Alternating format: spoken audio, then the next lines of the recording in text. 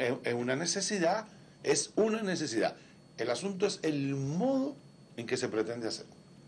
Y este es el problema básico de la amenaza, que es un modo malsano, hostil, agresivo de intentar manipular, controlar el comportamiento del otro.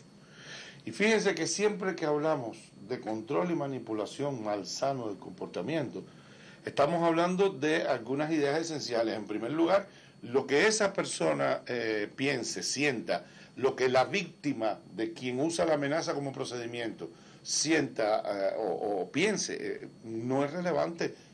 Esa persona sobre quien recae la amenaza, de hecho, es no reconocida por el otro. Me da igual lo que tú piensas, me da igual lo que tú sientas, me da igual lo que tú creas. Atrévete a hacerlo. Atrévete a hacerlo.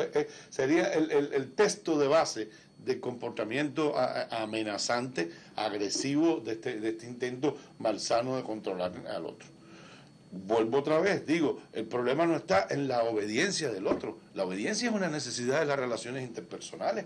La obediencia es una necesidad de las relaciones laborales. La obediencia es una necesidad de la convivencia, de la organización social. El problema es de qué obediencia estamos hablando. Si estamos hablando de alguien que acciona sobre nosotros desde la amenaza, la obediencia que está supuesta ahí es una obediencia ciega. Si nosotros le decimos a nuestros hijos, atrévete a hacerlo, no me importa que tú creas que es lo más importante, ni qué es lo que ni qué es lo que te gusta. Atrévete a hacerlo para que veas lo que te va a pasar. Entonces estamos hablando, sí, nuestro hijo podrá ser obediente, irracionalmente, una obediencia ciega, una obediencia en la que realmente lo que hemos hecho es anularlo como persona. Pensemos en un jefe que le dice a su subordinado, su idea es buena, ¿usted lo cree, no? Mire, intente nada más ponerla en práctica para que usted vea cómo va a salir de este centro de trabajo y más nunca va a volver. Entonces, claro, el otro no lo hará.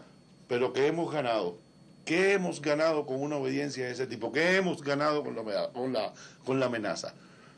Un sujeto molesto, una persona sin duda alguna en la que hemos generado un resentimiento, una persona que intentará por todos los medios ahora no tener más nunca ni opinión propia, ni criterio, ni expresarnos lo que piensa, ni expresarnos lo que cree, ni lo que siente. Hemos sustituido a una persona por un vacío. Y claro, el que usa de la amenaza consciente y voluntariamente, ¿verdad? Porque es una persona que usa como procedimiento de sus relaciones interpersonales la agresión y la hostilidad, ¿ya? Logra su fin.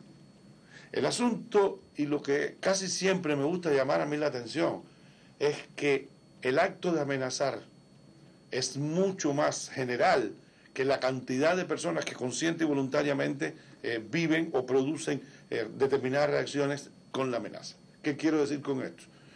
Que probablemente en cualquier momento usted y yo, cualquier persona, sin percatarnos exactamente de lo que estamos haciendo, ni del significado de lo que estamos haciendo, ni de sus consecuencias, acudimos a la amenaza. Cuando sentimos que ya no nos queda otra alternativa, cuando sentimos que ya no hay otro remedio, cuando sentimos que hemos agotado todas las posibilidades. Y lo que trato de ayudarle a usted a pensar, a que reflexione y tome, obviamente su decisión, es que ni en casos extremos la amenaza es un buen procedimiento, por todo lo que genera. Ahora, el que amenaza consciente y voluntariamente lo hace como prueba de fuerza, como prueba de poder, ¿verdad?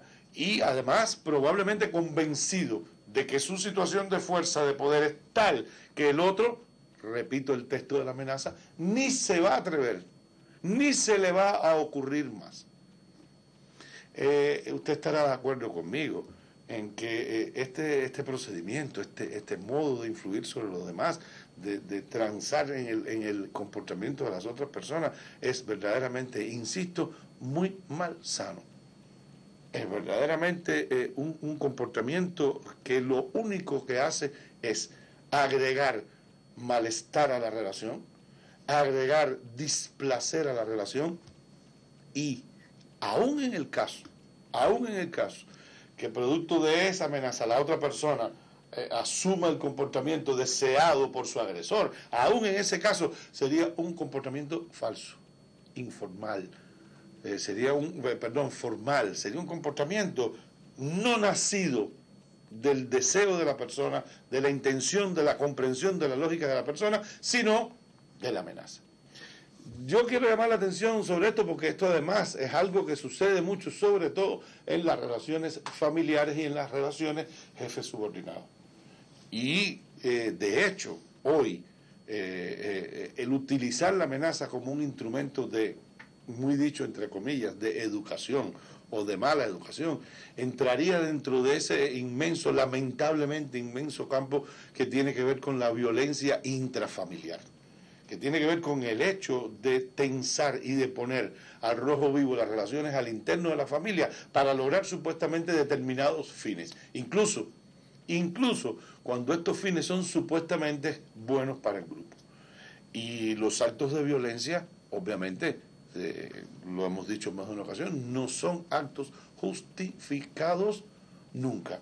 Los actos de violencia siempre serían actos de los que deberíamos pedir disculpas y arrepentirnos.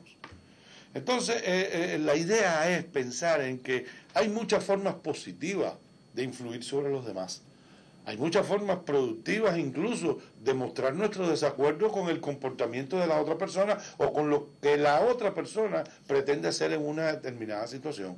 No quiere decir que nosotros seamos siempre los que aceptamos todo lo que el otro quiere hacer, los que estamos de acuerdo con todo, pero hay formas de expresarlo. Hay formas en las que podemos intercambiar criterios, hay formas en las que podemos entender y hacer entender las justificaciones de por qué algo es mejor o peor en un determinado momento. Digamos, cuando hay de base una intención positiva, cuando hay de base una comprensión humana de las relaciones interpersonales, entonces definitivamente la amenaza, el amenazar, no es una opción.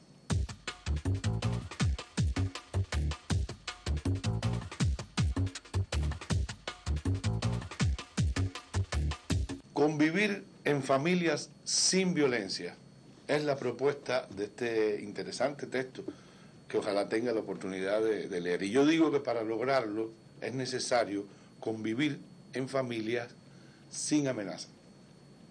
Y digo más, convivir en relaciones laborales sin amenaza. Convivir en relaciones amistosas de compañeros sin amenaza. Convivir en relaciones de pareja, matrimonio, sin amenazas, que significa efectivamente sin violencia, sin hostilidad, con formas más productivas de lograr las cosas que queremos, que necesitamos y que nos conducen en el camino de nuestro bienestar y de nuestra felicidad. Hay claro quienes piensan que los cómo son siempre justificados por los por qué. En definitiva, si logro el fin, ¿qué más da como lo logro? Error. Es un principio fatal, sobre todo si lo aplicamos a las relaciones interpersonales, porque los cómo pueden ser productores de mucho daño personal. Y como dice una linda canción, los daños pesan más que los años. Elimine las amenazas de su vida. Y si usted es víctima de las amenazas, no las toleres. Descúbralas, discútalas y libérese de ellas, porque se está haciendo daño usted por aceptarlas y le está haciendo daño a la otra persona por reforzarle esa malsana tendencia de afrontar la solución de problemas, de intentar transar, convivir, interactuar con otras personas. ¿Qué le voy a decir? Ya verás lo que te sucederá si haces tal cosa. Mal procedimiento. Prepárate para lo que te va a suceder, sí, mal procedimiento. Analicemos, pensemos qué pasaría cómo tú lo ves, cómo yo lo veo. Esas son las formas en que los intercambios humanos nacen, crecen, se desarrollan, se refuerzan y traen como resultado bienestar y felicidad. Yo no tengo duda, vale la pena.